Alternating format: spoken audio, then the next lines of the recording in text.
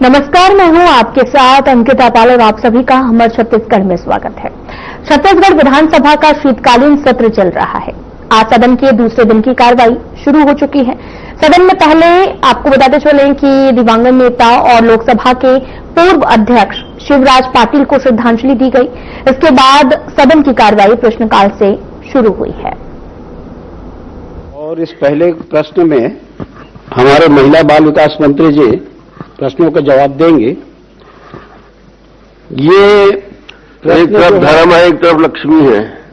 प्रश्न जो है पहला दिन है और पहला प्रश्न है।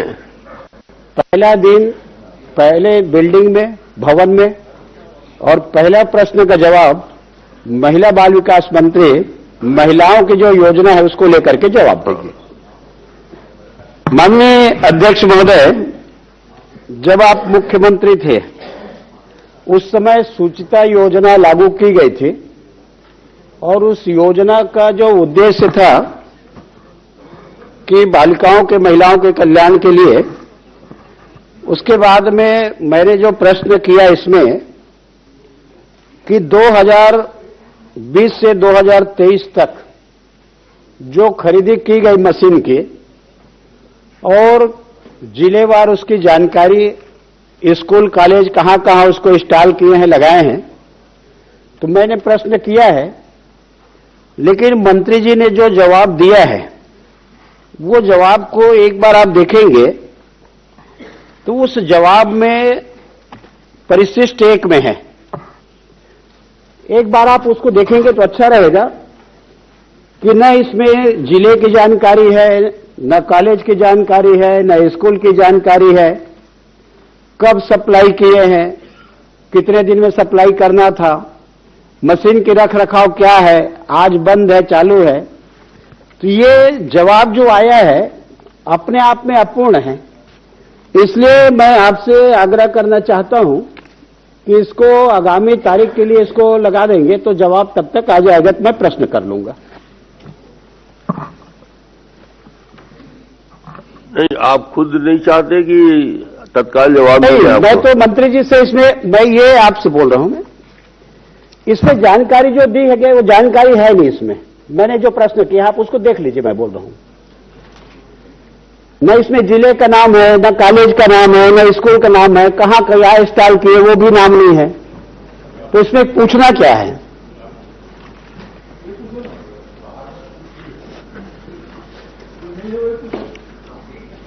आप छोटे छोटे प्रश्न कर लीजिए ना, आज पहला दिन है। नहीं, मैं प्रश्न कर लेता हूं लेकिन इसको जवाब आएगा नहीं, इसको बढ़ाना पड़ेगा आगामी तारीख के लिए। अभी आपका प्रश्न और उनके जवाब की संतुष्टि के बाद तो होगा। पहले प्रश्न कर लीजिए छोटे छोटे। मंत्री जी,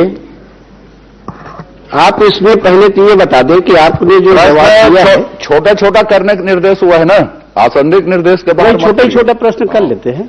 वैसे भी मंत्री जी से ज्यादा प्रश्न करते नहीं अपन।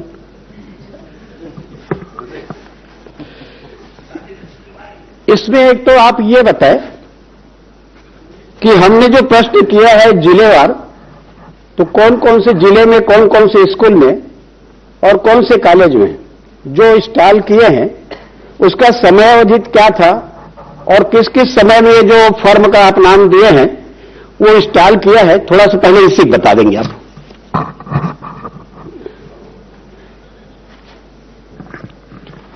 माननीय अध्यक्ष महोदय, माननीय वरिष्ठ सदस्य जी ने बच्चों से संबंधित जो जानकारी मांगी थी, इसमें जो जानकारी दी गई है माननीय अध्यक्ष महोदय, क्योंकि उनकी जानकारी के आधार पर पूरे विभाग के द्वारा जानकारी नहीं प्राप्त हुआ, लेकिन जो माननीय सदस्य पूछ रहे हैं तो मैं माननीय सदस्य को बताना चाहूंगी माननीय अध्यक्ष महोदय कि मेरे पास पूरी जानकारी है। अगर जिलेवार बोलेंगे या स्कूलवार बोलेंगे तो मैं वो जानकारी उपलब्ध उन्हें स्वयं दे दूंगी माननीय अध्यक्ष महोदय।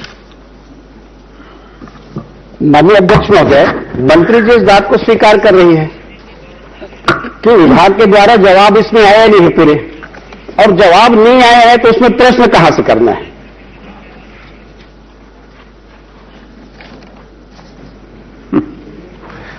मंत्री जी खुद स्वीकार कर रही हैं। नहीं, वो स्वीकार ये कर रही है कि आपको उपलब्ध करा दिया जाएगा जिलेवार जानकारी। मैं उपलब्ध कराने की बात नहीं कर रहा हूं। आप जो चाहते हो वो उपलब्ध हो जाएगा, आप उनसे जानकारी ले लो, ये कहना है।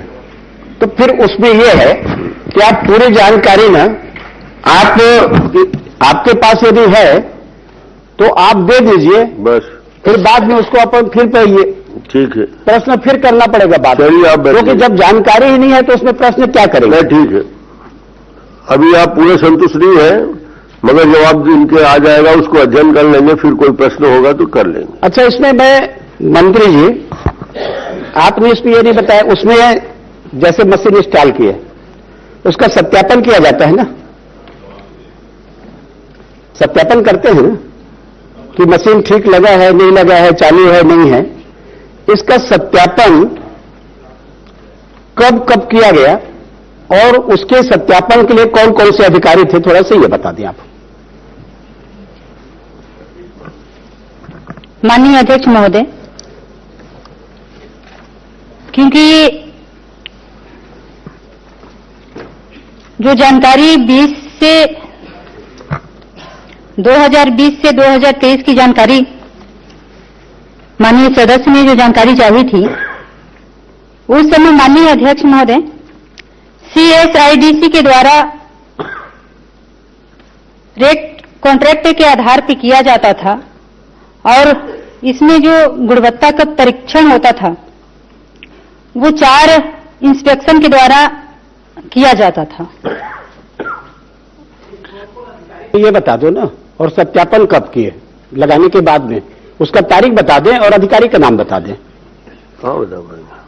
ये माननीय अध्यक्ष महोदय, ये रेट कॉन्ट्रैक्ट के द्वारा होता है CSIDC के तहत और इसमें 4 एजेंसी हैं, 4 एजेंसियों के द्वारा ये उसका सत्यापन होता है। ठीक है, ठीक। 4 एजेंसी के द्वारा सत्यापन हुआ है। कौन कौन से एजेंसी है यही बता दें आप। माननीय अध्यक्ष महोदय, मैं एजेंसियों का नाम बताना चाहूंगी जो CSIDC के द्वारा अनुबंध किया गया था। 4 एजेंसी में IR class systems and solution Bhopal, project and development India limited Kolkata, rise limited Mumbai, SGS India private limited Bhopal. इसके तारीख बताएंगे क्या? सभी का मत बताओ, 2-3 का तारीख बता दो आप कि मशीन लगाने के कितने दिन के बाद में सत्यापित किए हैं। सभी का मत बताओ आप, 2-3 का बता दीजिए। माननीय अध्यक्ष स्कूल का महोदय, नाम बता दीजिए और कब सत्यापित किए, 2-3 का बता दो आप। माननीय अध्यक्ष महोदय, स्कूल का नाम मैं बता दूंगी, डेट मैं जानकारी उपलब्ध बहुत कराऊंगी। लंबी सूची है। श्रीमती रेणुका सिंह सरुता। अंतिम प्रश्न, माननीय अध्यक्ष महोदय, आपके माध्यम से मंत्री जी से मैं ये जानना चाह रहा हूं कि जिस उद्देश्य के लिए मशीन का खरीदी की गई, इंस्टॉल किए गए, वास्तविक में यह है कि वो मशीन चल ही नहीं रही है और खराब स्थिति में है, ना उसके मेंटेनेंस के कोई प्रावधान किए हैं। तो जो उद्देश्य है, उद्देश्य विफल हो गया। तो मैं आपसे केवल ये जानना चाह रहा हूं या कहना चाह रहा हूं कि आप इसकी जांच कराएंगे क्या? वैसे आपके समय के नहीं है, आप चिंता मत करें। आपको तो यह है कि जो उपयोग होना चाहिए और नहीं हुआ तो उसकी जांच कराएंगे तो उसमें भला होगा। माननीय अध्यक्ष महोदय, विभाग के जानकारी के अनुसार जो मशीनें प्रदाय की गई की संख्या मैं एक बार भी माननीय सदस्य को बताना चाहूंगी कि 2021-22, 22-23 और 23-24 की अवधि में सैनिटरी नैपकिन वेंडिंग मशीन जो 2943 मशीनें प्रदाय की गई है, उसमें जो संख्या सही है वो 1613 है और जो खराब है वो 1330 है।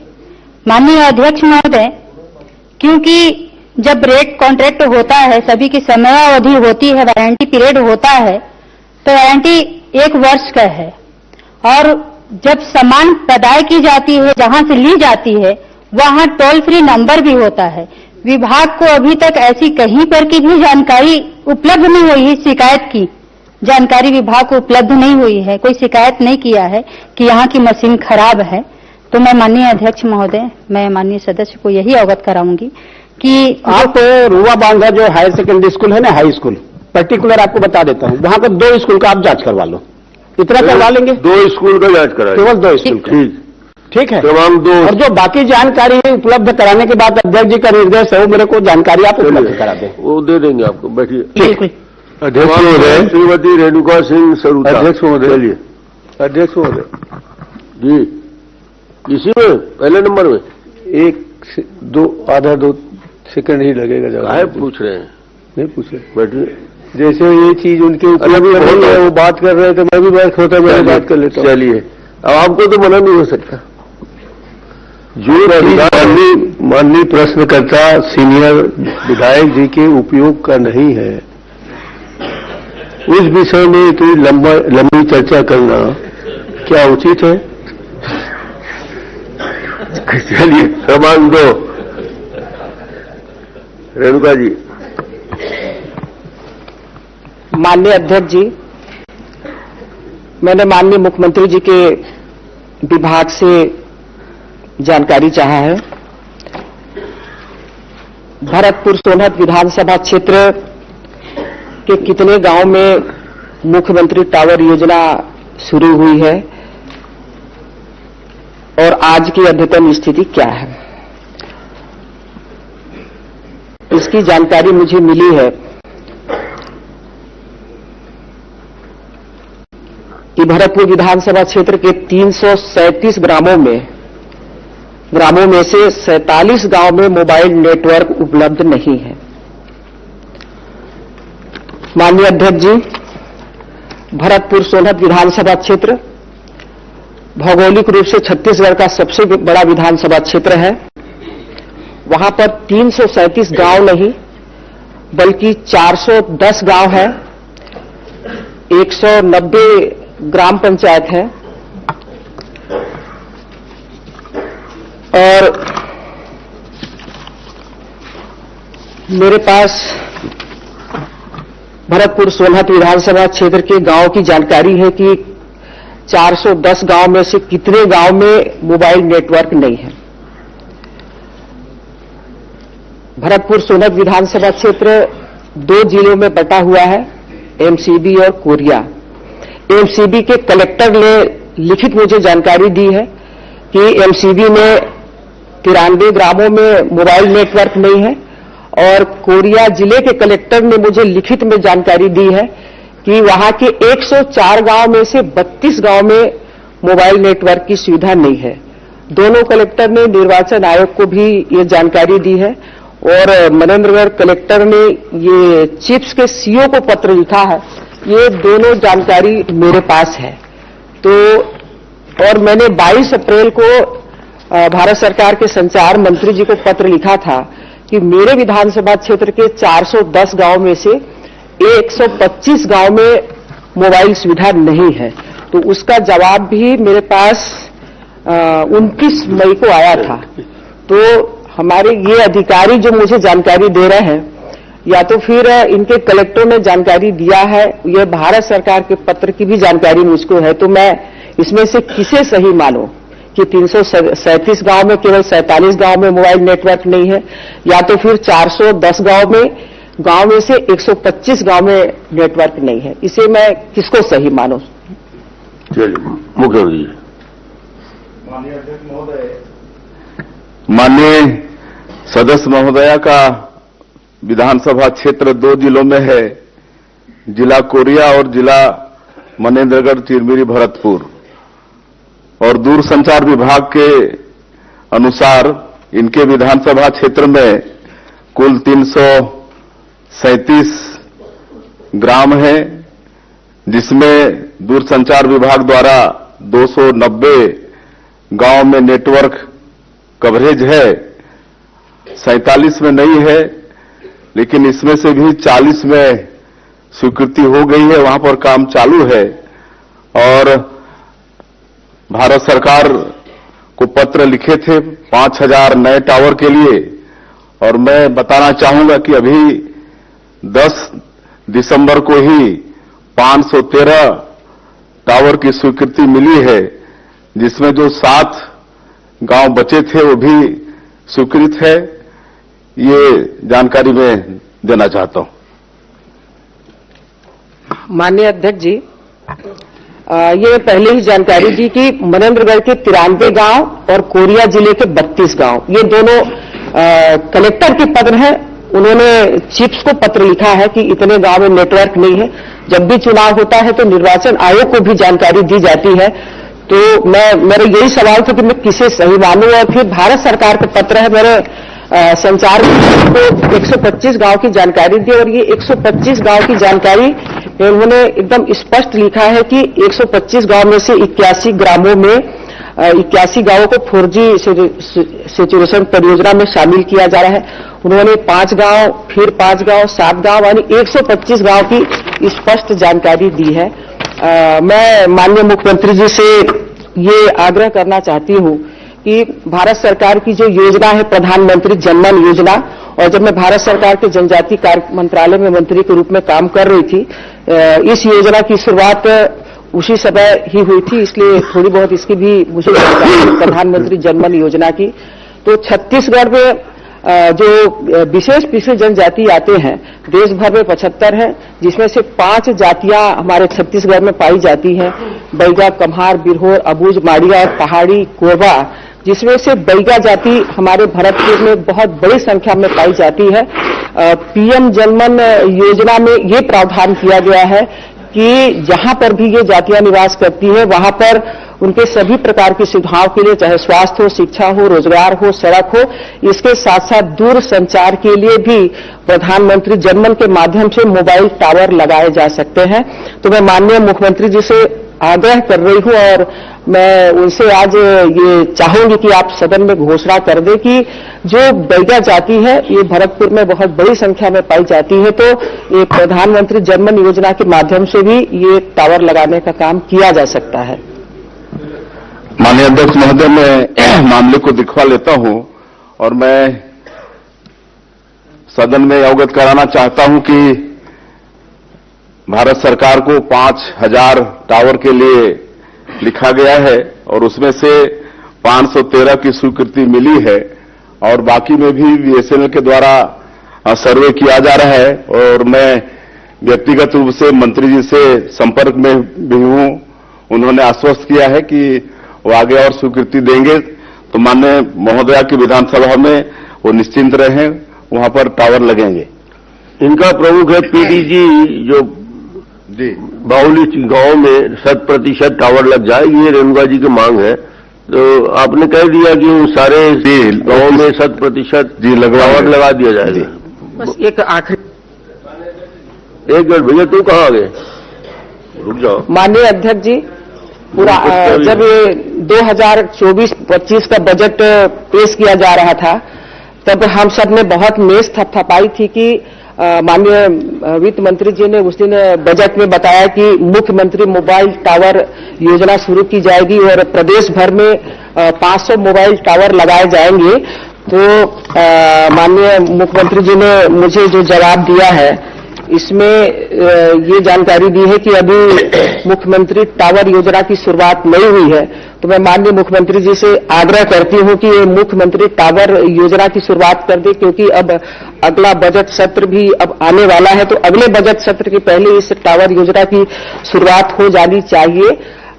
जैसे अभी आजकल भारत सरकार हो चाहे राज्य सरकार हो, दोनों सरकारों की अधिकतर स्कीम अब ऑनलाइन चलती है। हमारी जनता को बहुत परेशानी होती है।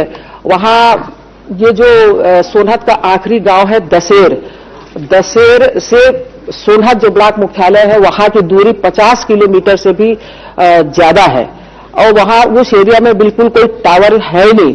वहां किसी व्यक्ति के साथ कोई घटना घटती है, कोई बीमार पड़ता है, किसी के साथ कोई एक्सीडेंट होता है, और ये जो तमोर पिंगला अभयारण्य वाला क्षेत्र है, यदि जानवरों से कोई किसी को नुकसान होता है तो वे लोग वहां से मोटरसाइकिल से सोनहत आते हैं, बैकुंठपुर आते हैं और यहां से एम्बुलेंस को ले जाने की जानकारी देते हैं।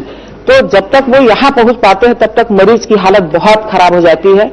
और ये अभी धान खरीदी का समय चल रहा है। सरकार ने एक स्कीम चलाई है कि टोकन तुहर द्वार, विधायक जी ने जो कुछ गाँव के नाम और चिन्हांकित किए हैं, तो आप उनसे लिस्ट लेके उसको भी कर देंगे जो आप चिंता व्यक्त कर रहे हैं। जी ठीक है रेणु भाई। और माननीय अध्यक्ष महोदय, मेरे क्षेत्र का सर्वे करा और कुछ दीजिए। बचा है क्या? जवाब सुन लीजिए ना। हाँ। ये दूर संचार विभाग द्वारा जो जानकारी दी गई है अध्यक्ष महोदय, वो सही है। और ये जो हमने बताया कि 513 गांव में जो टावर सैंक्शन हुआ है, ये LWE और जनमन से ही हुआ है। बहुत क्रमांक 3 श्री बघेल लखीश्वर।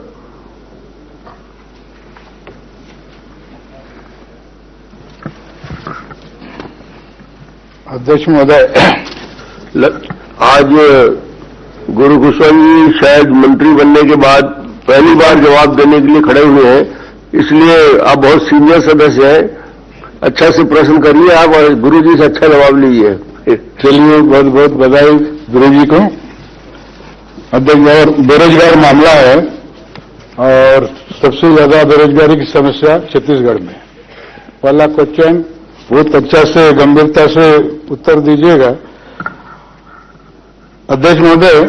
लखेश्वर जी, जी, बेरोजगारी, उसकी संख्या, उसका पंजीयन, उसके विशेषज्ञ हैं उमेश बघेल जी।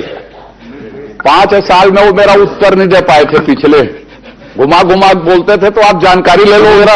अभी तो पूछ लीजिए। अरे जानकारी उनके पास उपलब्ध है कि नहीं, एक बार पूछ तो लीजिए। जानकारी तो आप ही दे दो उनको। बस आपको मुंडी ऐसा करना है, जानकारी लीजिए। जो 5 साल घुमाते थे ना आप, दे दो आप। तुम्हारा उत्तर है 2047 में मिली, 2047 में। माननीय अध्यक्ष जी, लखेश्वर भाई से मैं आग्रह करूंगा कि अजय चंद्राकर जी प्रश्न पूछने के लिए अधिकृत कर दें। उत्तर मिल जाएगा। उत्तर देने के लायक तो अभी भी उमेश बघेल जी हैं, क्योंकि 5 साल उन्होंने छत्तीसगढ़ के बेरोजगारों को ठगा है। सिर्फ अभी तो हम आपके सरकार से ले रहे हैं ना। ये उमेश पटेल है। अध्यक्ष महोदय, आपके माध्यम से मंत्री जी से जानना चाहूंगा, उन्हें बेरोजगारी की संख्या छत्तीसगढ़ में 11,39,656 बताइए जो जीवित हैं। तो मैं मंत्री जी से जानना चाहूंगा कि 11,39,656 किस किस वर्षों में पंजीयन कराई गई है और 2024-25 में कितने पंजीयन हुए?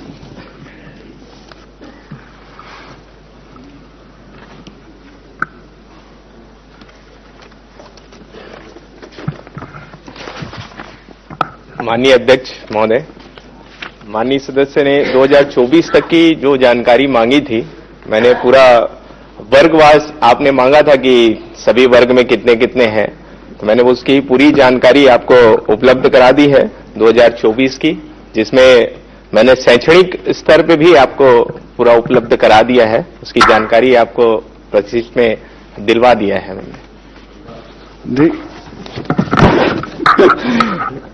किस किस वर्ष की है और 2024 में कितने पंजीयन हुए, उसकी मैं जानकारी चाह रहा था। आपने वर्गवार तो दिए हैं, अनुसूचित जनजाति, अनुसूचित जाति, पिछड़ा वर्ग, अनारक्षित, महिला। इसमें आंकड़ा में जो 2002 महिला की संख्या 5,29,551, तो इसमें से पिछड़ा वर्ग, अनुसूचित जनजाति इसके अंदर की है कि अलग से है? इसको टोटल करने से 16,69,207 होते हैं। और ये तो अनुसूचित जाति जनजाति दिए हैं, साथ में भूतपूर्व सैनिक, विकलांग, पुरुष कितने, ये सब बताते तो ठीक रहता। तो विकलांग के भी होते हैं, भूतपूर्व सैनिक से अलग होते हैं, स्पष्ट इसमें उल्लेख नहीं किया गया है। जी माननीय अध्यक्ष जी, 1/4/2024 से 30/11/2025 तक और जो रोजगार इच्छुक लोग हैं उनके 4,08,201 और लगभग पंजीयन हुए हैं अभी। तो टोटल अभी लगभग 15,47,857 के लगभग अभी पंजीयन हुए हैं रोजगार इच्छुक के लोग। ठीक है, बढ़िया। चलिए उमेश जी पूछ लीजिए। नहीं, अध्यक्ष महोदय, आप पूछ लीजिए। अध्यक्ष महोदय, कांग्रेस के कार्यकाल में उमेश बघेल जी बेरोजगारों का पंजीयन ही नहीं करते थे। कांग्रेस सबसे पहले उनको बोलिए मेरे नाम को मत बिगाड़े वो, और अगर नहीं आ रहा है कागज दिखा सकता हूं मैं, कागज अभी कागज दिखा सकता हूं, आप बिल्कुल अभी कागज दिखा सकता हूं आपके प्रश्न के उत्तर का कि आपने पंजीयन नहीं किया। वो तो कम से कम पंजीयन कर रहे हैं। कल से कंफ्यूज हो गया। लेकिन रोजगार कुछ अभी भी नहीं मिल रहा है, करिएगा। कुछ भी नहीं है, सभी बेरोजगार हैं, अध्यक्ष महोदय जी। अजय जी उनकी आप दिया है कि फिलहाल बुलेटिन में इतना ही। नमस्कार।